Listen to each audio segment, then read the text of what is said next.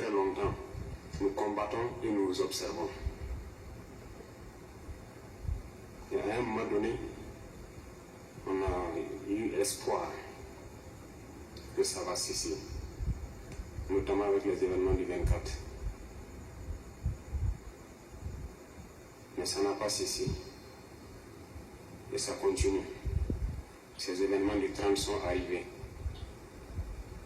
Je vais vous dire ce soir où est-ce que nous en sommes, où est-ce que nous partons. Et chacun sera libre, à partir de cet instant, de son action future, soit pour la patrie ou contre la patrie. De toute façon, nous sommes tous dans ce pays. Et vous comprendrez avec la présentation que personne ne va pouvoir quitter. Déjà, entre Bobo et Ouara, ça devient difficile. Quand la route sera coupée, que peut-être certaines personnes vont prendre conscience. Parce que ce n'est pas permis à tout le monde de prendre l'avion entre Bobo et Ouara. Si c'est ce pays que nous voulons, eh bien, allons-y. Souvent, je me pose la question, est-ce qu'on se demande d'où vient le terrorisme? Pourquoi le terrorisme? Tout n'est pas terrorisme.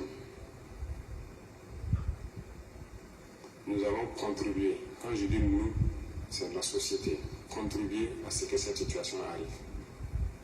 Mais j'ai marché à travers une partie du Sahel. Je ne dis pas rouler, marcher à pied à travers le Sahel. Donc j'ai pris le soin de bien voir ce que c'est que le Sahel. Et je ne suis pas sûr que ici vous l'avez fait. J'ai marché de Gorom, passant par Oursi, aller à Déou, Tinakov, Tinasan, revenir sur Marcoy. Cette partie, on l'a fait.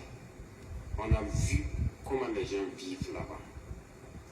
On l'a fait, ça vaut 10 ans de cela. Et c'était prévisible que cette situation va arriver. Vous savez,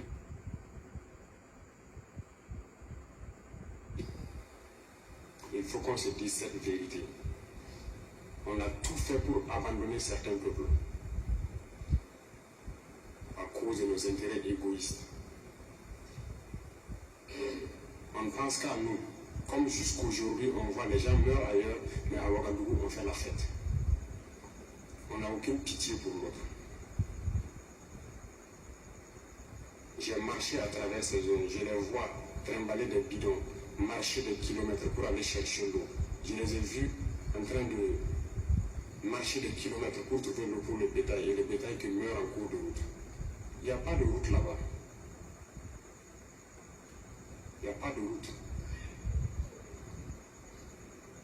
Comment même un camion même pourrait arriver là-bas, ne serait-ce qu'avec un peu de tourteau pour que les animaux puissent manger? Il n'y a rien là-bas. Qu'avons-nous construit là-bas? Qu'avons-nous fait là-bas? Quel projet de développement? Est-ce qu'on s'occupe même de leur vie? Rien qu'une simple eau. Qu'avons-nous fait de sérieux dans ces zones? C'est la question qu'il faut se poser. Et le territoire de cette partie, c'est hors de contrôle. Qui en est responsable? C'est nous. C'est nous. Il faut que chacun accepte ça. Nous avons toujours le slogan que c'est un pays pauvre. Vous êtes bien conscient que le pays n'est pas pauvre. C'est parce qu'on est méchant. On est sérieusement méchant entre nous. Les jeunes n'ont rien à faire. On a des terres cultivables. On a de l'eau. Comment on peut ne pas vouloir faire quelque chose pour eux? J'ai vécu à Djibo, avant même le début de la crise. J'ai échangé avec les jeunes de Djibo. La seule route Congoussi-Djibo, les camions ne viennent plus parce que les ponts datent des années 50 et les camions tombaient. Donc les camions ont décidé de ne plus venir. Ils produisent vers en allant à Nassumbo à Bourou, ils produisent la tomate, ils produisent beaucoup de choses. Tout pourri. Ils n'arrivent pas à vendre. Leur marché de bétail, vous quittez Djibo jusqu'à Pétécoli, ils sont là avec leur bétail, ils n'arrivent pas à vendre. Mais vous voulez qu'ils fassent quoi, les jeunes? J'ai écrit un rapport en son temps. pour qu'on puisse au moins se réparer cette route. La guerre n'était pas là. Personne ne viendra me dire le contraire. J'étais à Djibo, j'ai vécu là-bas. On n'a rien fait. Rien. Qui en est responsable? Il faut que chacun fasse son introspection et se rende que nous sommes les coupables de cette situation. J'ai fait l'Est. Aujourd'hui, on parle de Mansilla, de Tankwado et autres. Je vous le répète encore, qui est responsable? Quand un seul fleuve, la Sirva, empêche que quelqu'un quitte Mansilla vers l'arrière en saison pluvieuse, pendant combien d'années on n'a jamais pu faire un seul pont sur la Sirva pour les permettre de communiquer avec le Burkina? Prenez la carte, vous regardez, cette zone est encerclée par un fleuve, la Sirva.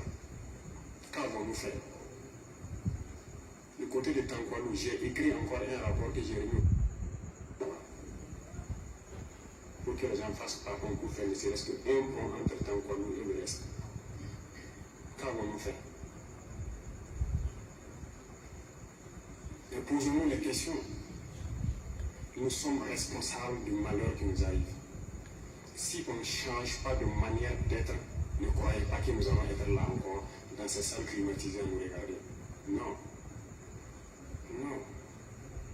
D'autres ne peuvent pas être là à souffrir pendant que d'autres sont dans un luxe insultant. On a été prévenus. On n'a jamais voulu écouter. Toute cette bamboula que nous faisons dans les villes, tout peut cesser d'un jour au lendemain. Si on n'arrête pas ce que nous sommes en train de faire. Je sais que personne ne vous a déjà parlé comme ça, mais je vous le dis aujourd'hui franchement. Et chacun pourra choisir ce que nous voulons du Burkina. Je ne suis pas politicien. Je n'ai pas de langue de bois. Moi, je suis un militaire. Et je préfère vous dire la vérité. Chacun est libre de prendre ou de laisser.